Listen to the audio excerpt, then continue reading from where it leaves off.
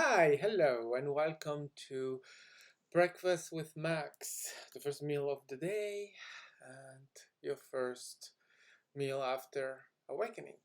In the name of the, the only one creator, welcome. Very happy to have you here, and today I want to go a little further and have a tell about a practical weekend I had where I applied some of the things that I have been learning so far, learning or awakening, or you know, um, things that now I consciously know. And so I had this. I went for a weekend for the birthdays of my father and my mother. I had to meet them, and as they are divorced, I had to see them separately. One 70 and the other 80-year old. Um, and so Friday I left home, having to see my father and stepmother, and I was really very uh, nervous, or yeah, I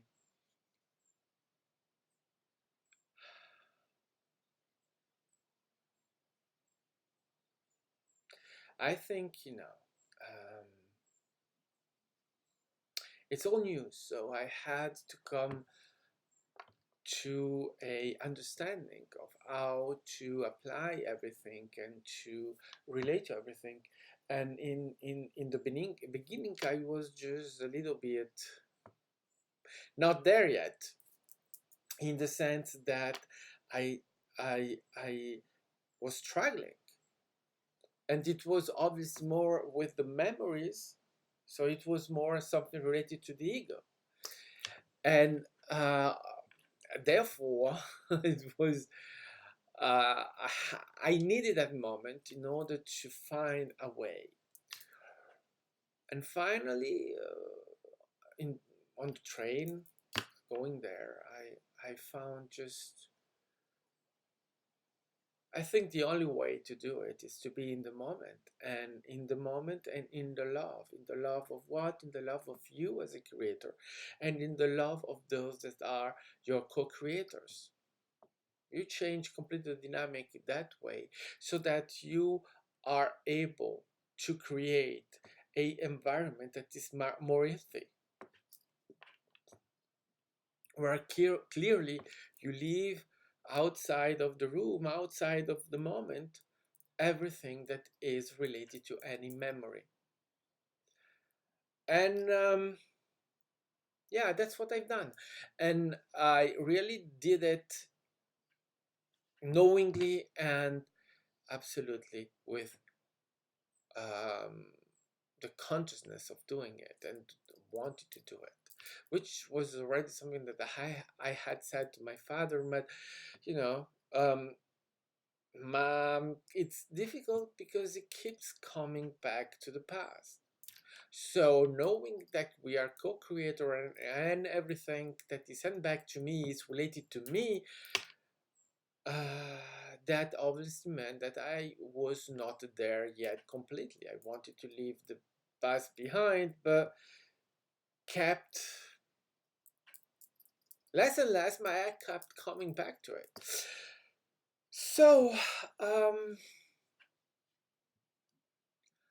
when I arrived Friday at my father's and stepmother's home, I um, I had this goal, this in my mind, and what happened is that at first my stepmother was still cold, not exactly welcoming. But I didn't enter into that. I really said, it's your problem. If you are that way with me, it's your problem, not mine. It's your decision to be like that. It's I don't enter into that. Be mad, but alone. I will not be mad. I am here with love, in love, to meet you all, and I will stay in that state of mind all along. And that's what I've done.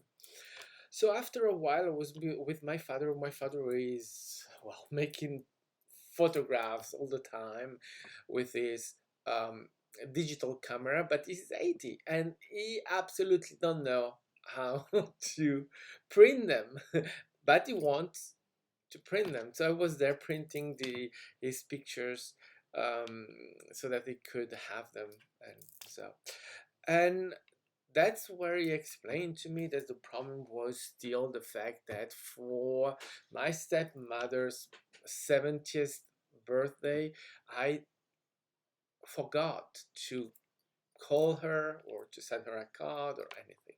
In fact, I didn't forgot. I remember her birthday. I very well knew. I never forget this kind of thing. If you want, I have a very good memory for things. So I didn't forget it, but I decided that it was not the moment to have a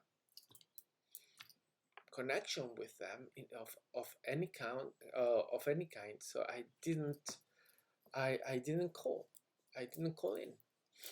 But that was nearly 2 years ago. So since then, a lot of things has happened, and since then, everyone changed. We are not the people that were at that moment when I didn't call her, and she felt it strongly about.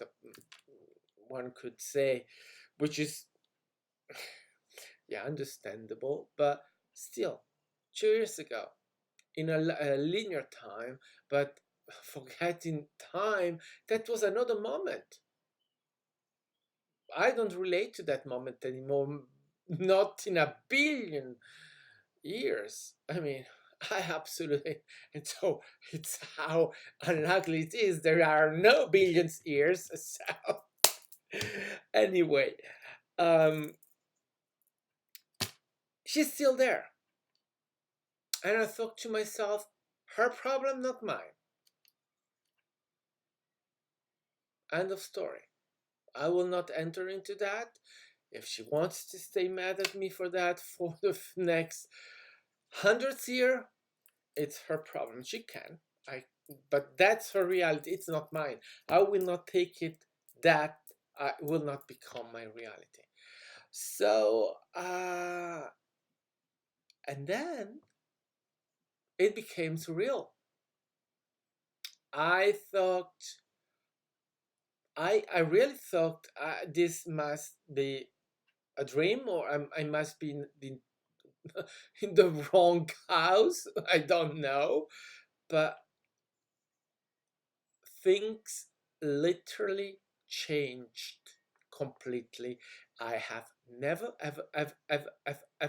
ever seen them that way, which means that um, my stepmother came in the room where I was with my father and started talking with me, with my father, in a absolutely kind way. Well, in between that, I forgot to say, I had to go to the supermarket to buy some cartridge for my father, because obviously he didn't have enough for printing what he wanted to print. So, and when I came back, that's when everything switched and changed completely.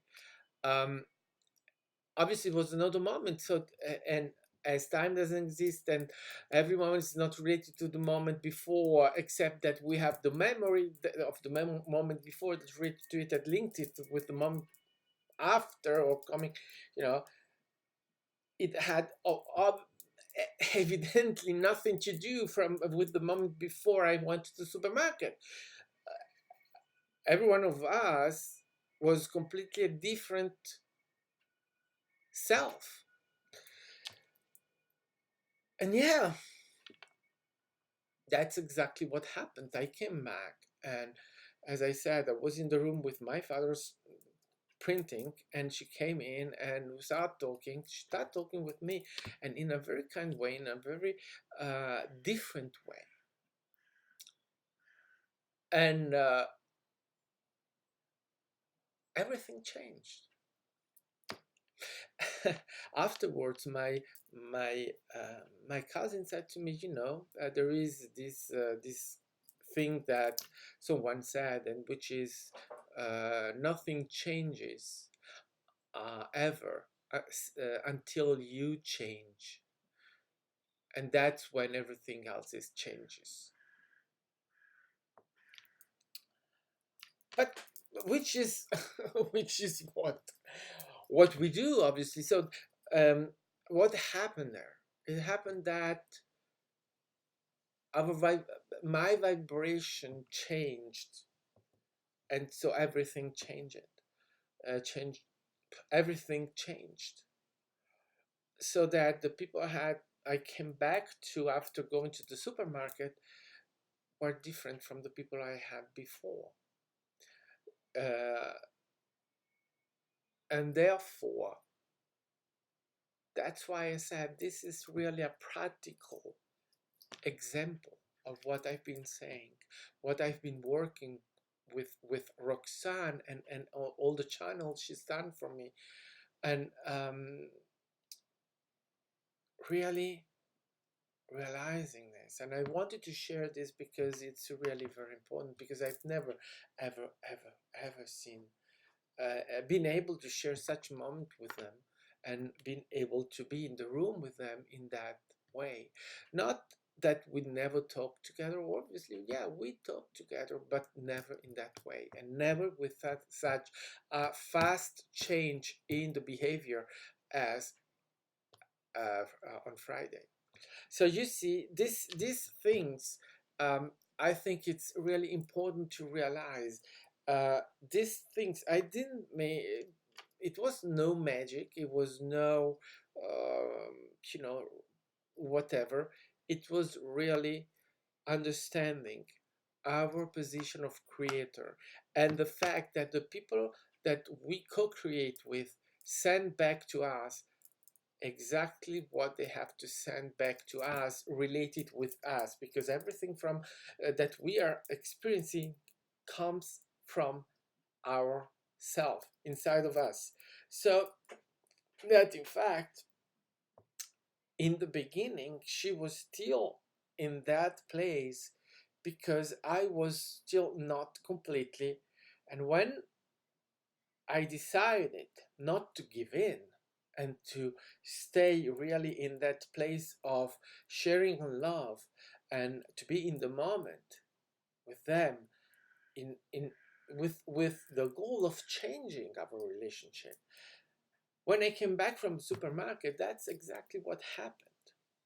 And it can go that fast. I mean, even now that it went fast, because as I said, it's that those moments were two different moments with different people in the room.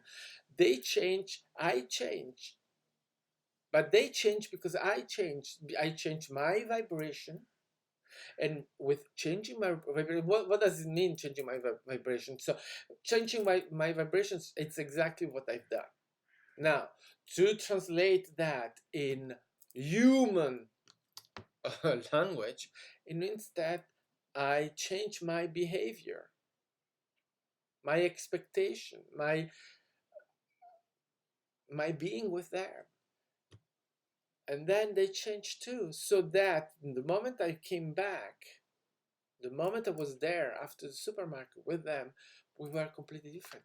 My vibration was different, therefore they were different. Why? Because everything in that moment is related with me.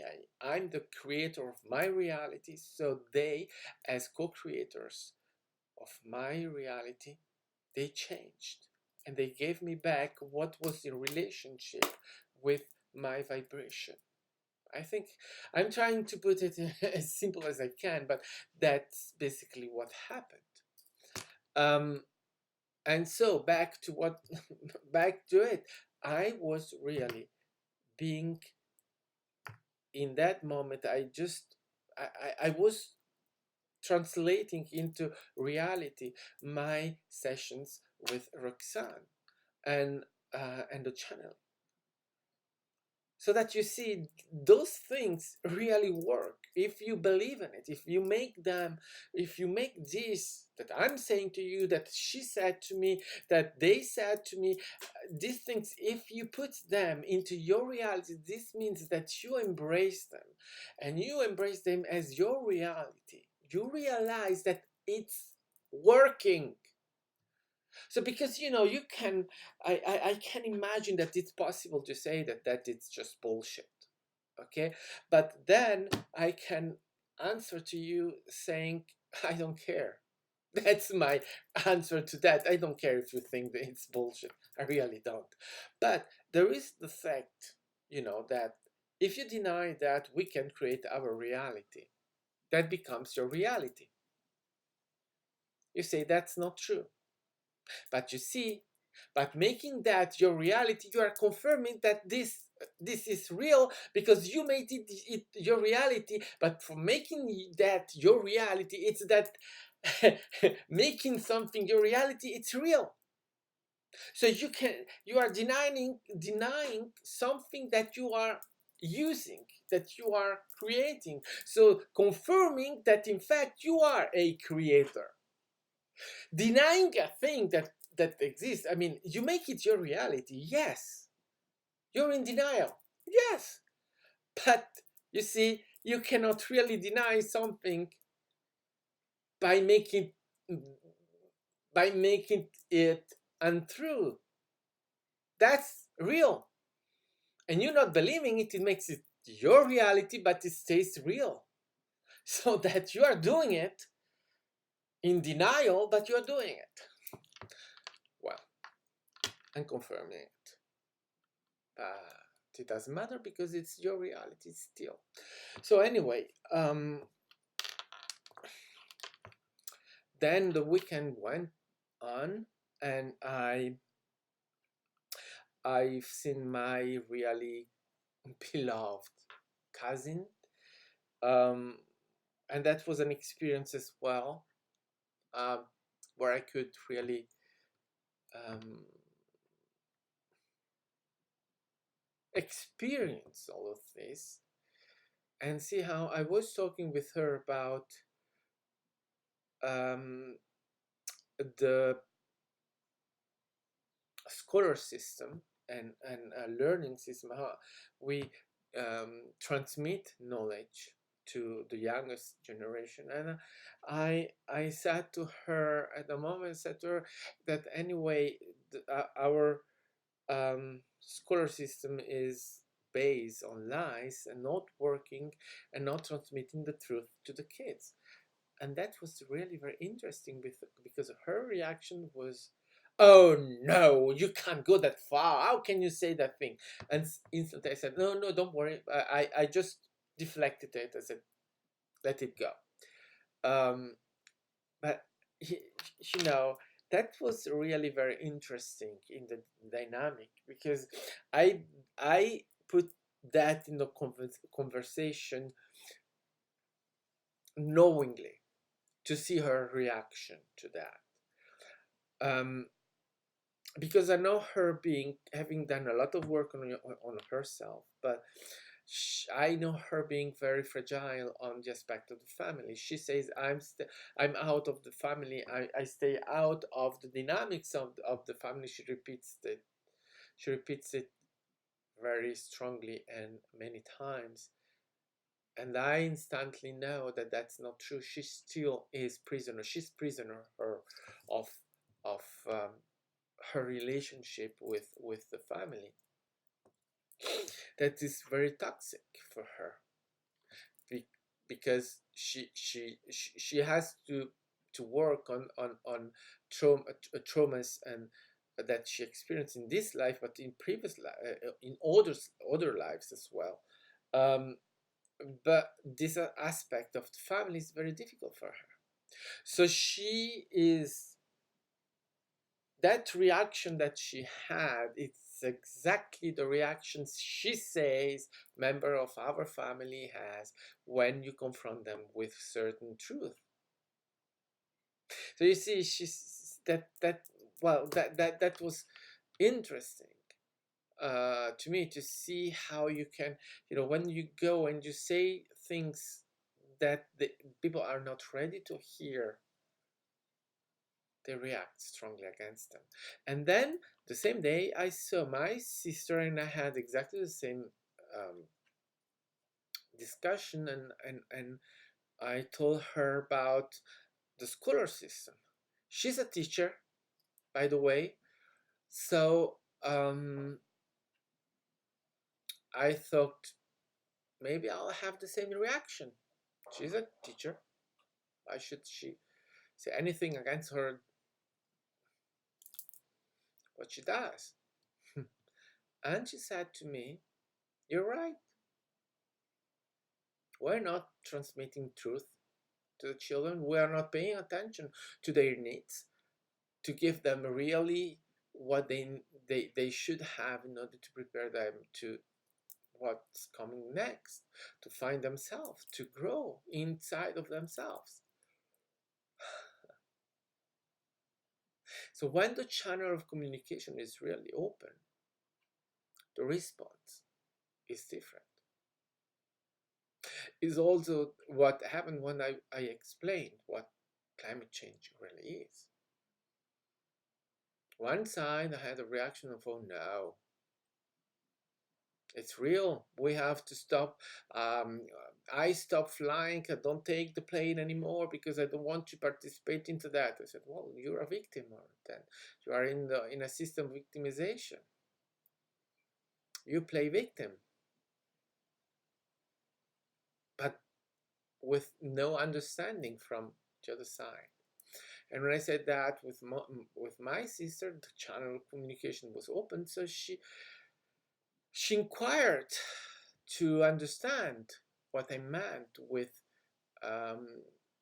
climate change is not really what it appears to be, but something we create as a victimization of our species, because we need to be victims and we need to be able to say, oh, we are bad, we are destroying the earth, we are so bad, the humans are so bad, we have to go to hell. Yeah, hell is justified. Yeah. And yeah, probably that in the end, in 2050 or something like that, you will destroy the earth. You will live the apocalypse that you are imagining you will live. Why not? Yeah, of course, you believe in it. And I really wanted to be, I really had to be confronted with this disconnected way of believing that this is real, this is happening. You cannot deny climate change. But how can you say that? You see, it's obvious that it's changing. Yeah, of course it's changing. You make it changing. But it's not some gases that goes out there. That's a laughable thing. And if you really have a brain, which you should have, and being able to think, which you should be, you will realize that that is impossible. That explanation of climate change is impossible. Doesn't make sense at all. But still, you're not thinking, you don't want, because you are what? You're a sheep. You have been told there is a climate change, so you have started believing it, and now you are completely believing it, so it's happening. That's why you have climate change. It's not because there are some gases that are provoking anything, whatever you think that they are provoking, because, oh dear me, I'm a bad human that is using a car, is flying with planes, and is eating too much, and this and that. Stop it. You're ridiculous. Really ridiculous. But still, obviously, that's what you believe. That's why it's happening. And to stop it, it's really very easy. Stop believing it. And you'll see climate change goes away. As The ozone went away. Oh yeah, we shouldn't have a protection from the sun anymore. But it's still there. Because suddenly they said, oh, it's working. So you have forgotten about it. So it went away. Oh, and about the oil. In the 70s, we had no oil remaining. Oil was out of reserves. We had no oil anymore. Many crises. You have forgotten that too, isn't it? Yeah, you have forgotten. You are no more thinking about it, no more talking about it, because guess what? They found oil all over the world. Mountains of oil. But there was no one left, and suddenly you have oil all over the place. And you're not asking, how is it possible? Where did all that oil come from? Are you asking that question? No, you are not asking, because you prefer to pretend to be an awful person destroying the world. Wow, good job.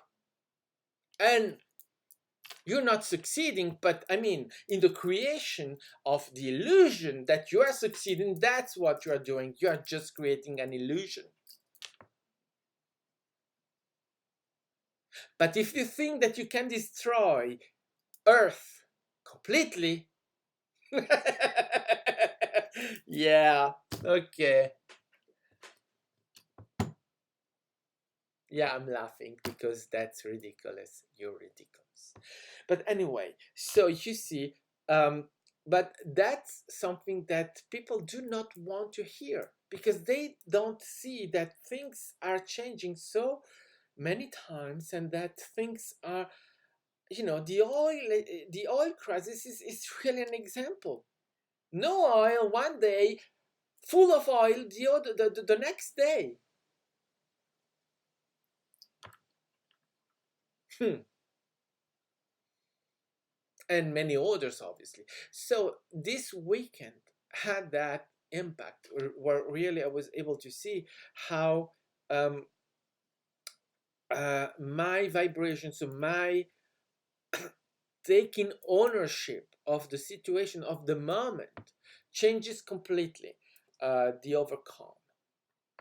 And so that also when I was um, seeing my mother and having dinner with her mother, things went really great in a way that they have never been great for since I ran away from her.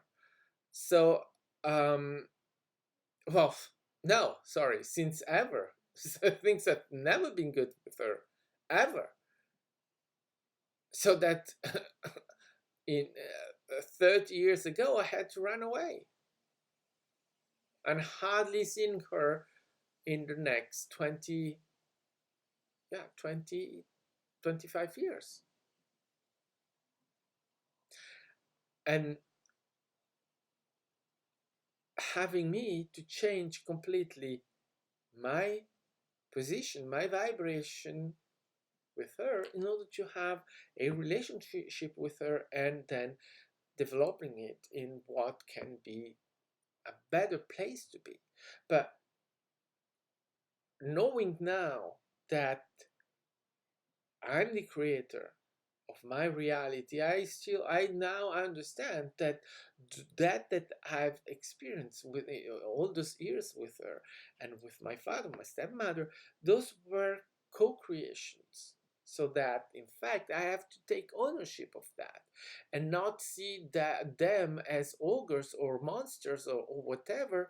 They were doing what they had to do related with what I was creating. And so they had to be the bad guy of the situation.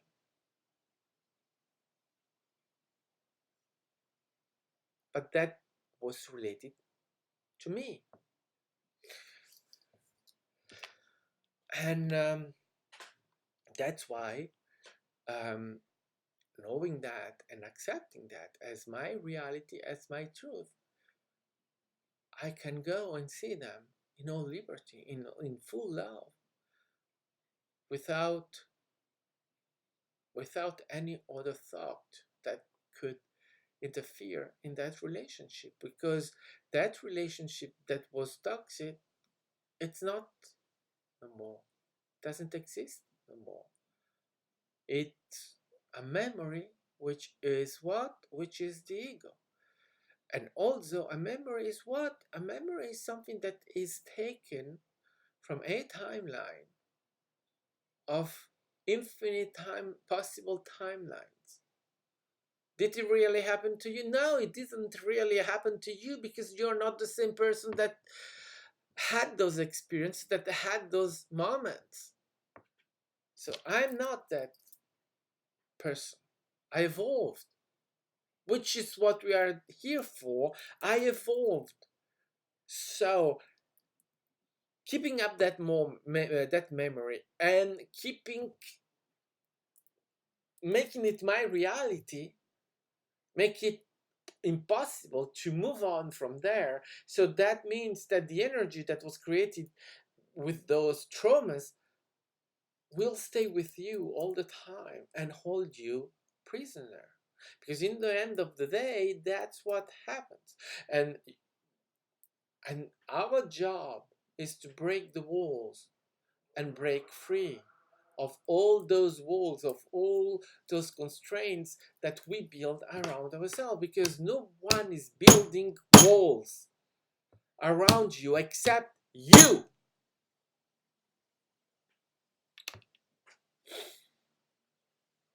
So that the person most qualified to break the walls, it's you. Make sense? I think so. So I wanted to share this today. I've done it. So I think I am going to just to finish saying that I had some ideas for improving all that I'm doing here. Breakfast with Max, with new decorum and new stuff. I asked my sister, which is also a graphic designer. I mean, she studied. She has artistic studies behind her, so that she is really great. Yeah, yes, she designed this for me. You see, that's her. I love this. And by the way, this is Tariq um, in Cambodia, in Angkor Wat. So I asked her to do that, and she did that for me. And now I asked her to do something new for Breakfast with Max. So we'll see what she's going to do for me. Okay, so I'm leaving you. I said everything I wanted to say today, and I am left with wishing you an amazing moment and moments to come, and an amazing week.